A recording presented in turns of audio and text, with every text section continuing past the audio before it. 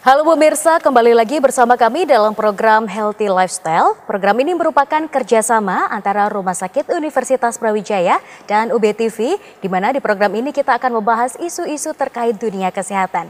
Dan di episode kali ini kita akan berbincang tentang isu yang merebak di masyarakat dan cukup membuat khawatir, yaitu adanya surat edaran yang dikeluarkan oleh Kementerian Kesehatan terkait peringatan waspada terhadap COVID-19 yang ternyata di sejumlah negara tetangga sudah mulai muncul terkait jumlah COVID-nya itu sendiri. Lalu seperti apakah Indonesia? Apakah kita semua harus waspada juga? Kita akan berbincang bersama dengan Dr. Antoni Kristanto, spesialis paru, untuk membahas seperti apa langkah pencegahannya. Halo dokter. Halo Mbak Nisa, ketemu lagi kita Ketemu lagi, nggak bosan-bosan. Dan ternyata ada suatu kasus yang harus kita bahas nih dok, karena masyarakat sudah mulai gempar, takut apakah ini akan membuka luka lama seperti tahun 2019 lalu. Gimana dok melihat Udah situasi mulai ini? ada konspirasi. Kayaknya, jangan-jangan ini, waduh. Ya, oke, jadi kayaknya dulu juga kita ngomongin COVID ya Mbak Nisa waktu awal ya, COVID lagi gitu ya. Ya, tapi untuk kali ini memang tepatnya memang belum lama, 1 bulan terakhir Mbak Nisa, itu memang kita baru saja dengar lagi ya berita COVID di mana-mana. Nah masalahnya kita nih di Indonesia nih dikepung nih Mbak Nisa nih. Jadi kasus yang meningkat tuh di Thailand ya, kemudian di Singapura, Malaysia, Hong Kong ya. Itu yang sekeliling kita semua di Asia Tenggara, walaupun di daerah lain seperti India tuh juga banyak sekali kasusnya Mbak Nisa nih. Cuma di Indonesia sendiri kita bersyukur ya, alhamdulillah nih kita masih belum melihat ada kasus yang melonjak ini ya Mbak Nisa ya. Jadi kita tuh kemarin datanya Kementerian Kesehatan itu bulan Mei 2025 baru ada kurang lebih 3 kasus yang terkonfirmasi positif ya. Cuma ya kita tidak hanya ngelihat yang positif, kan seperti dulu banyak yang ternyata tidak terdeteksi. Jadi sebenarnya bisa jadi jangan-jangan pasiennya memang sudah banyak yang positif COVID, tapi kita tidak ngelihat. Ya sekali lagi nanti kita mungkin akan ngobrol soal gejalanya, apa sih yang dirasakan ya dan sebagainya ya. Baik, nah di surat edaran itu juga ternyata terkait jenisnya kok beda dok nih, apa kami yang kurang paham? Karena dulu kan yang terkenal Delta, Omicron, sedangkan di surat edaran tuh namanya susah-susah, XEC, JN1, apalah itu dok. Nah itu apakah jenisnya memang akhirnya mulai bervariasi atau itu masih mirip-mirip sama yang pernah terjadi sebelumnya? Ini sebenarnya semua varian atau semua jenis virus yang beredar itu masih turunan Omicron sebenarnya Mbak. Jadi Omicron itu punya anak ya, punya banyak tuh. Kemudian itu yang kita sebut salah satunya itu Pirola, itu tahun 2023 akhir. Nah ini Pirola ini punya anak-anak itu banyak tuh, XEC1, MB1.1, JN.1. Nah cuma yang sekarang yang banyak beredar itu adalah JN1.1. Itu termasuk di Indonesia ya. Dan itu juga varian atau jenis COVID yang ini itu dia punya sifat yang agak unik nih Mbak Nisa. Jadi dia mirip seperti Omicron ya, tapi dia tidak menimbulkan demam. Nah, nanti mungkin kita ngomong nih di ini ya. Jadi jarang yang orang tuh untuk yang kena amit-amit ya, yang kena varian yang baru ini itu gejala demam tuh justru malah jarang kelihatan Mbak Nisa. Dan dia juga kenapa kok sampai keluar surat kewaspadaan, padahal mungkin bisa dibilang hampir ada 20 atau 30 varian sejak Omicronnya keluar ya. Cuma kenapa kok varian yang ini menjadi perhatian? Karena mutasi itu berarti virusnya berubah ya untuk menyesuaikan dengan pertahanan tubuh kita dan sebagainya. Itu membuat dia tuh menjadi sangat-sangat menular. Kita dulu tahu ya, mungkin teman-teman di rumah dulu mendengar Omicron tuh sangat menular. Nah ini lebih menular lagi gitu. Pusing. Ya, jadi itulah yang membuat kenapa kok sampai Kementerian Kesehatan ya, Perhimpunan Dokter Paru Indonesia tuh membuat kewaspadaan karena mengantisipasi ya, karena virus yang ini, yang jenis ini dianggap sangat-sangat menular. Denger aja udah gitu dok rasanya. Nah ini kan kita ngomongin soal Omicron kayak udah lama dok, berapa tahun yang lalu, kayaknya perlu diingatin juga. Apa sih bedanya Omicron sama yang sudah mutasi sekarang biar masyarakat juga lebih waspada? Sebenarnya ya itu ya perbedaannya ya. Jadi kita sebenarnya kalau kita ngomong soal COVID ya Mbak Nisa, ini COVID ini nih virusnya sedang belajar dalam tanda kutip untuk hidup bersama kita, bersama manusia. Ya. Jadi sama seperti virus-virus lain, seperti influenza jelas ya, itu juga virus ini tuh sedang belajar untuk dalam tanda kutip bisa berdampingan dengan manusia gitu. Nah, jadi kita sebagai apa ya, sebagai pasien, sebagai tuan rumah dari virusnya juga harus belajar berdampingan hidup dengan COVID gitu ya. Jadi nanti kita harus terus, kalau virusnya saja belajar, masa kita nggak belajar? Nah itu ya Mbak Nisa ya. Nah itu. Jadi makanya kenapa COVID itu kok dari dulu tuh dalam tanda kutip ya orang bilang kok nggak kelar-kelar ya. Karena kita terus-terusan belajar. Kita lihat nih apa iya misalnya obatnya, vaksinnya, gimana cara mencegahnya dan sebagainya ya. Nah itu jadi itu yang mungkin kenapa kok nanti mungkin teman-teman ya amit-amit nih ya Mbak ya, tahun depan kita ngobrol lagi soal COVID ya. Karena bisa jadi berubah gitu, seperti vaksin nih. Nanti mungkin kita akan ngobrol ya soal vaksin ya Mbak Nisa. Cuma vaksin itu walaupun namanya sama ya, misalnya vaksin mRNA, Moderna, Pfizer dan sebagainya gitu, itu tapi isinya berbeda. Nah, jadi tidak vaksin yang benar-benar sama persis. Nanti kan ada yang nanya, "Dok, kok virusnya berubah, tapi kok vaksinnya enggak?" Nah, padahal enggak gitu ya Mbak ya. Padahal vaksinnya pun berubah gitu loh. I see. Ya. Nah, kemudian saat ini virus yang lagi menyebar itu gejalanya seperti apa sih Dok? Terutama yang paling hits tadi, paling hits JN.1 itu gimana biar dikenali masyarakat? Ya sebenarnya turunan untuk virus Omicron yang varian Pirola ini ya, JN yang belum ada namanya nih, JN1 bla bla bla yang kode-kode aneh itu gejalanya kurang lebih sama. Dia semakin mirip dengan flu biasa ya, jadi batuk pilek ya, kemudian ya badannya nggak enak ya, pegel-pegel ya, terus nggak semangat, wah kayak belum gajian ini ya, ya nggak semangat, terus ya apa mungkin ya penuh nafsu makan ya, cuma gejala-gejala yang cukup agak ya mungkin perbedaan dengan yang dulu-dulu ya Mbak Nisa ya itu tadi justru jarang menimbulkan demam tinggi ya, paling kalau demam ya cuma ya anget-anget lah gitu ya, atau meriang-meriang aja gitu ya. Dan juga kalau dulu kita dengar wah COVID tuh bikin penurunan penghidu, nggak bisa nyium ya, nggak bisa ngerasa, itu juga jarang terlihat di yang varian sekarang. Jadi benar seperti orang kayak flu biasa aja gitu ya. Tapi itu kalau dibiarin minum obat warung doang, kira-kira sembuh nggak sih Dok? Nah ini dia nih, jadi kewaspadaan ini juga ada bintangnya nih Mbak Nisa nih ya. Udah kayak rating aplikasi hijau itu ya. Jadi sama mungkin waktu itu pernah denger, mungkin waktu itu teman-teman ingat kita pernah ngobrol soal virus pernafasan. Yang kurang lebih awal tahun ini ya Mbak Nisa ya, itu yang soal virus-virus yang dari Jepang tuh, yang yang HPMV ya, dan sebagainya. Nah itu juga kita juga sama untuk COVID ini, karena dia semakin mirip dengan flu ya. Kita ada populasi atau kelompok khusus yang harus diperhatikan ya. Nah itu ya jelas tidak lain tidak bukan adalah lansia ya, dan mereka-mereka yang mempunyai komorbid atau penyakit penyerta ya, seperti diabetes ya, penyakit ginjal, penyakit penyakit jantung ya, stroke ya, pokoknya penyakit-penyakit yang terutama berkaitan dengan penurunan daya tahan tubuh kita gitu. Jadi ya dua kelompok ini seperti biasa, mungkin kalau misalnya kita nih yang insya Allah sehat ya, masih muda, sehat, tidak ada komorbid ya, mungkin ya kalau terinfeksi amit-amit ya, terkena penyakit corona ini ya udah seperti flu aja, kita istirahat, kita makan yang bergizi, nanti pencegahannya kita akan ngobrol ya mungkin Mbak Nisa ya, ya sudah sembuh sendiri gitu loh. Tapi untuk saudara-saudara kita yang kakek nenek kita, ayah ibu kita yang sudah lansia atau punya komorbid, itu yang resikonya justru agak sedikit tinggi begitu terkait dengan virus ini gitu ya. Karena mungkin ada komplikasi dengan penyakit bawaannya tadi. Betul. Jadi dia sebenarnya ya seperti misalnya kita bicara soal flu ya misalnya Mbak Nisa ya. Kalau misalnya pasien-pasien dengan komorbid, anggap aja kayak misalnya orang dengan penyakit ginjal gitu ya. Orang dengan penyakit ginjal terkena virus flu biasa, bukan COVID nih ya, itu juga kan berpotensi untuk infeksi paru-paru dan kemudian berpotensi bahaya gitu ya. Nah, ya itu juga berlaku untuk COVID ini gitu loh Mbak Nisa.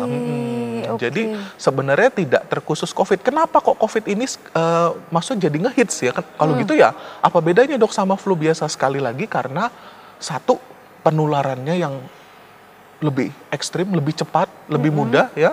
Dan yang kedua adalah kita masih belum memahami sepenuhnya sifat dari virus ini. Jadi misalnya kalau flu ya, flu itu ini kita ngobrol nih mungkin soal kesamaan dua virus ini ya Mbak ya. Dok. Influenza tuh juga kan selalu berevolusi ya, berubah ya.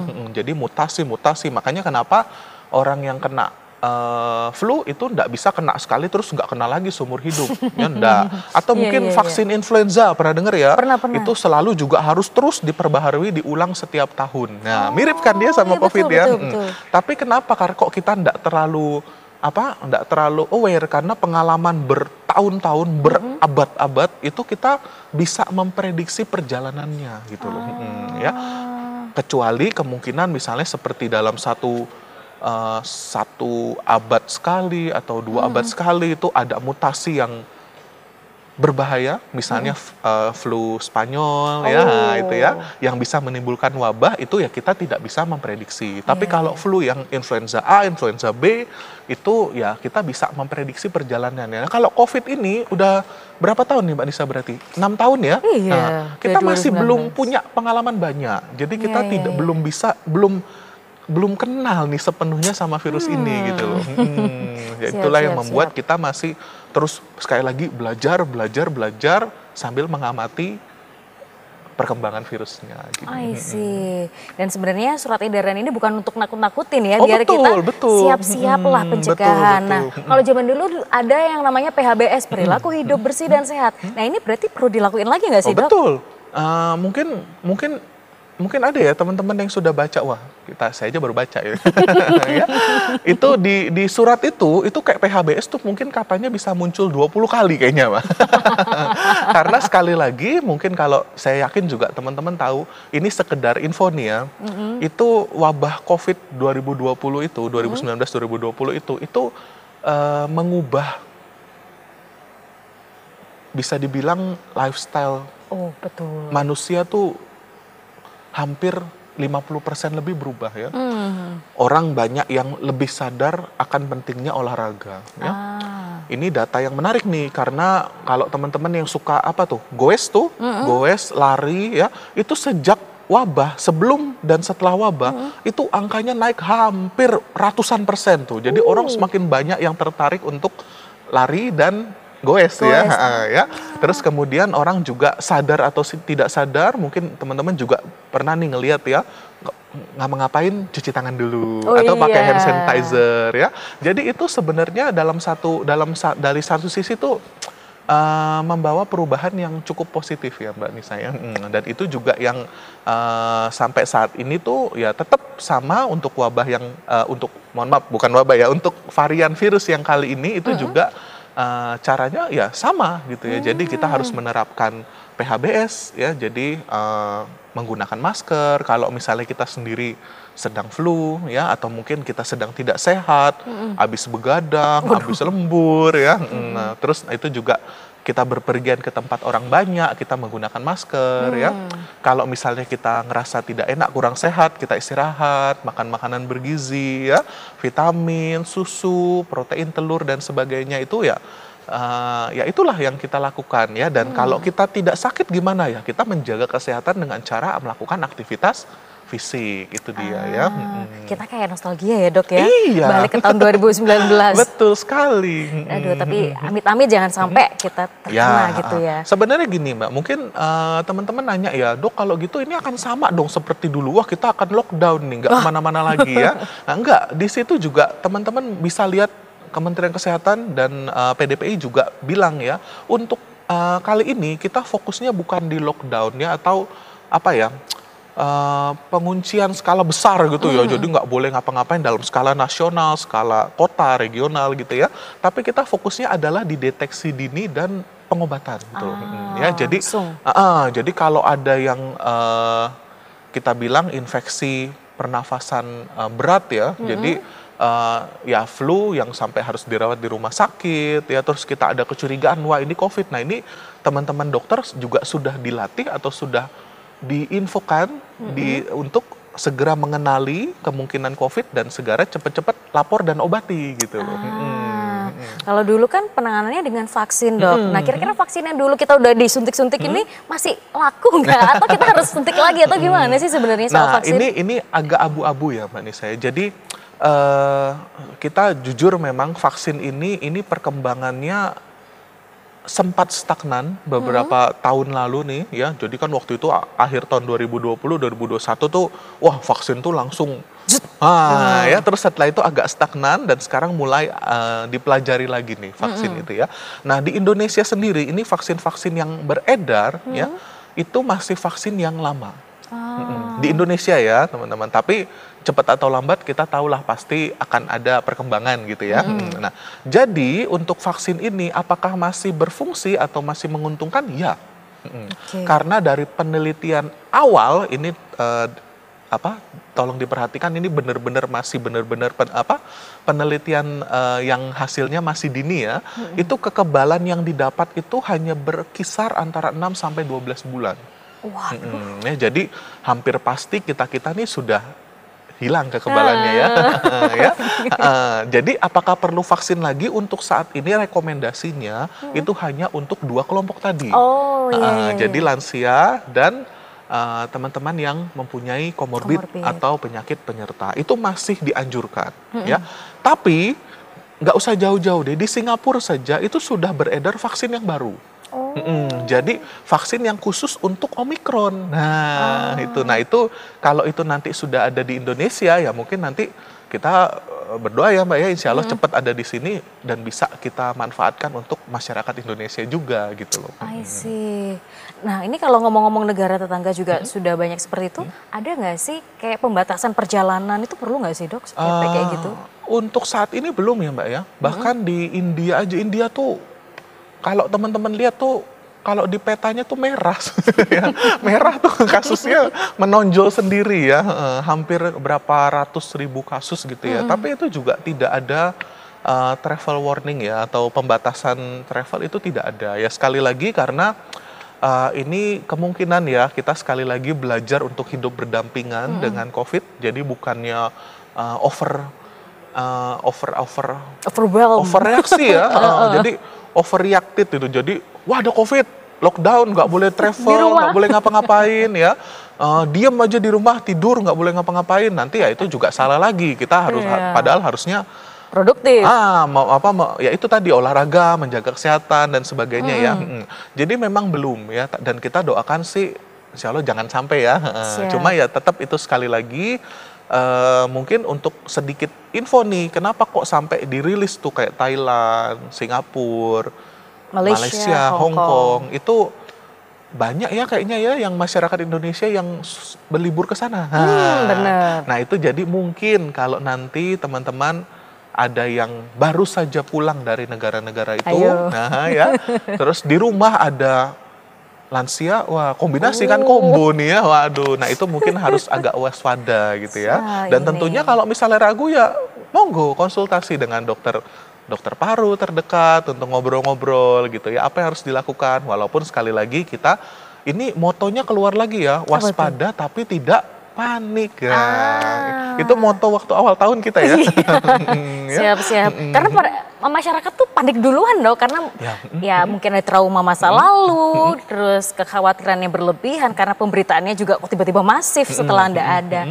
Nah ini pertanyaan terakhir, kira-kira sinergi seperti apa sih yang harus dilakukan oleh semua pihak, baik itu dari pemerintah, dari tenaga medis, ataupun masyarakat itu sendiri untuk kita bersama-sama nih melakukan pencegahan terkait COVID?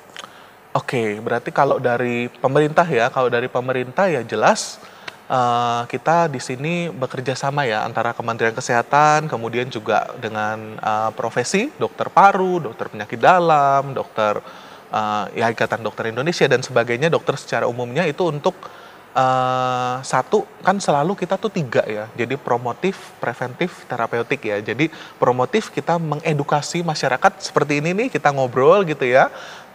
Kita memberitahu bagaimana kondisi yang sesungguhnya tentang penyakit ini, bagaimana gejalanya, bagaimana kita menyikapinya. Kemudian preventif mencegah tadi PHBS, mungkin teman-teman di puskesmas juga. Saya rasa sekarang, satu hal lagi ya, saya kemarin muter-muter puskesmas ya. Wah, sekarang hebat ya Mbak Nisa. Jadi dulu tuh senam setahun sekali katanya. Sekarang seminggu 2 kali katanya. Ya, itu juga termasuk tuh untuk teman-teman yang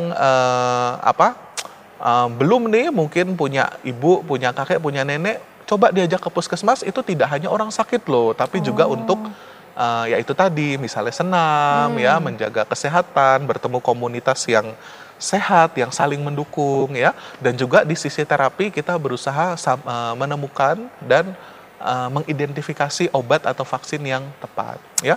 Nah, kalau dari teman-teman gimana? Ya jelas tadi hanya satu sebenarnya tugasnya Mbak, yaitu menjalankan PHBS ya, cuci tangan, gunakan masker kalau berpergian atau sedang tidak sehat ya, atau waktu misalnya sedang flu atau ada istirahat di rumah.